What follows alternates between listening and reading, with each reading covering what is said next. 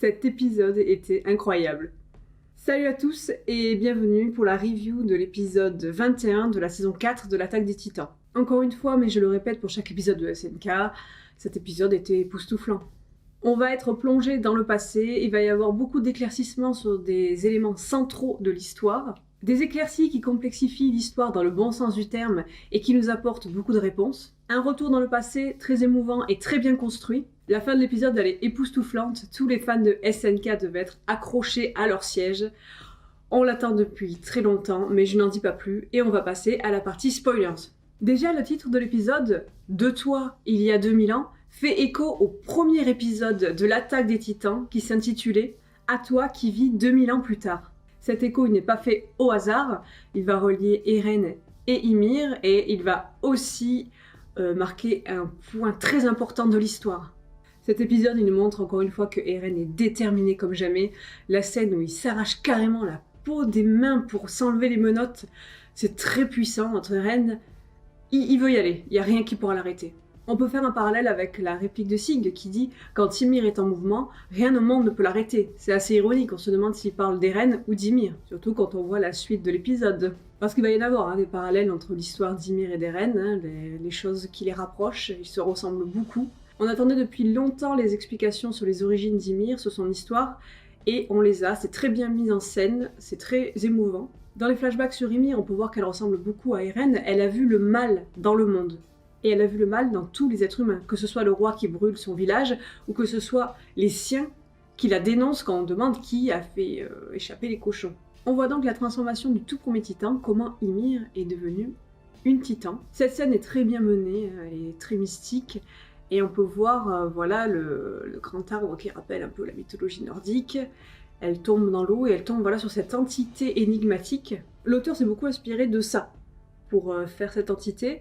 Et ce que j'aime, c'est qu'elle reste, pour l'instant, encore très mystérieuse. Et ce que j'ai apprécié dans l'épisode, durant la description de cette entité, c'est qu'on nous laisse le choix entre une entité plutôt spirituelle ou plutôt scientifique. On peut la voir comme un parasite pathogène, ou alors comme un dieu ému de la détresse d'Ymir. La première transformation d'Ymir est très puissante. Ce personnage a tellement souffert, et quand elle se transforme, on sent toute la rage en elle. La forme elle-même du titan, elle envoie, elle est vachement horrifique. Et malgré ce nouveau pouvoir, elle est toujours considérée comme une esclave. Elle doit construire des ponts, des routes, elle doit servir d'arme et elle doit aussi porter les enfants du roi. Oui, je vais te donner ma semence, mec posé. Ymir est une esclave qui doit servir pour la reproduction de la famille royale. Et c'est encore relié aux ordres que lui donnait Sig, toujours dans cet esprit de reproduction. Là, c'était pour faire des enfants et Sig, là, il lui ordonne et lui dit non, ton peuple maintenant il fera plus d'enfants. Et ce que j'ai aimé comme subtilité dans l'épisode, c'est que Ymir est renfermée, soumise, le regard sombre, quand on lui gueule carrément des ordres.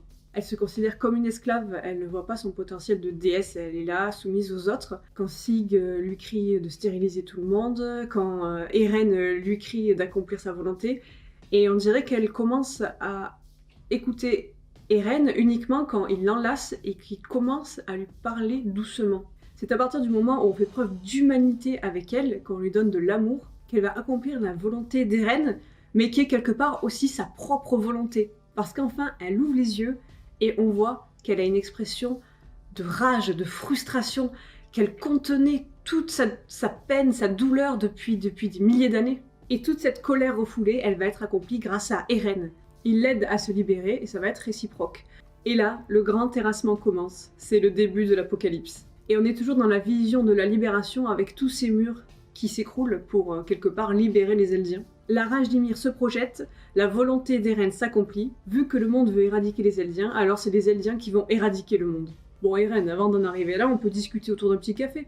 La mise en scène de ce début de grand terrassement est splendide, elle est horrifique et malaisante. On ressent toute la puissance de Ymir qui se défoule telle une déesse vengeresse à travers Eren.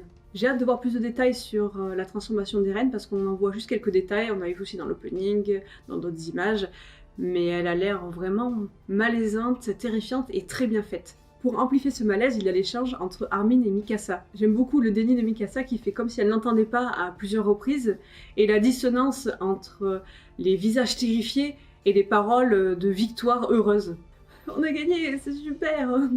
Armin capte petit à petit que vu la taille de l'armée des titans, Eren risque de ne pas s'arrêter qu'à l'armée des mares. Et si mon meilleur copain s'apprêtait à éradiquer la Terre entière?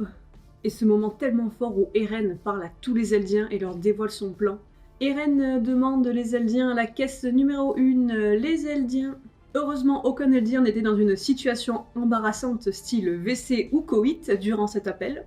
Puis voilà, il y a plein de détails sur lesquels on peut revenir dans cet épisode, comme Historia qui ressemble vraiment à Ymir dans sa position enceinte. J'aime bien aussi la scène où on voit Ymir façonner les titans des murs petit à petit. Ça m'a donné des idées pour faire des petites constructions cet été sur la plage. En conclusion, ça y est, le grand terrassement commence, l'apocalypse débute, et Eren est de plus en plus badass, de plus en plus puissant. Comme d'habitude, j'ai hâte de voir la suite, même si je prépare mon maillot de bain pour plonger dans les enfers. Je vous donne donc rendez-vous la semaine prochaine avec impatience.